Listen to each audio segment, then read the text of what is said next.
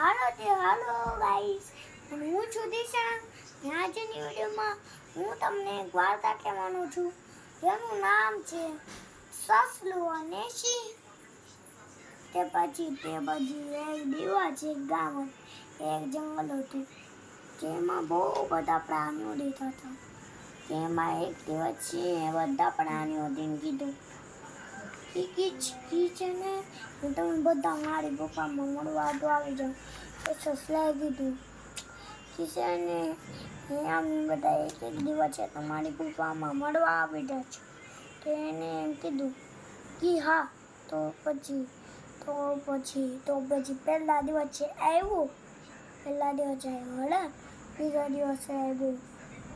આવ્યો બિલાડી અને ત્રીજા દિવસે આવ્યો સસલાની મમ્મીનો વારો. તે સસલાની મમ્મીએ સસલાને કીધું કે હું મળી જાશ તો તું તો એકલો રહી જઈશ. તેના દીકરાએ કીધું કે હું એકલો રહી જઈશ પણ હું જઈશ સિંહની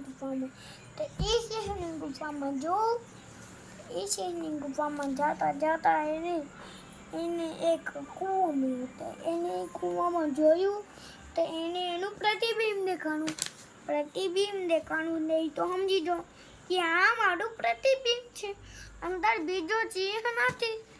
તે પછી એને એમ કીધું તેના દિમાગમાં એક મસ્ત આઈડિયા આવ્યો કે ચાલો ને હું આને પોપટ કરીને આને માર નાખું.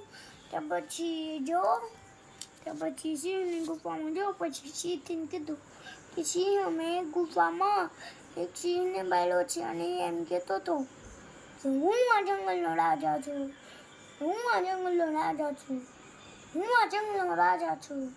એ અમારા રાજા છે. તે પછી એ પાછું એને કીધું કે ચા એ તો તું મને કૂવાની પાસે લઈ જા. તે પછી બે દોડતા એ કૂવાની પાસે આવ્યા. પછી કૂવાનું ઉપર ઊભો થયો સિંહ. પછી સસલાએ એમ કીધું કે આ જ છે કૂવો. તે પછી એને કૂવામાં ડાળ પાડી એને હમણાંની. તે તો સમજુ કે આ તો બીજું સિંહ છે અને આ તો હું ડાળ પાડું છું તે આ ડાળ પાડે. તે પછી ભાડકો તો કૂવામાં પડ્યો અને પછી મારી દો. પછી સસલું તો જોયું અને બધા પ્રાણીઓને કીધું કે સિંહ મારી દો. હવે એકેયનો શિકાર થાશે નહીં. એને બધાને એની હિંમત કીધી અને વાર્તા થઈ ગઈ પૂરી.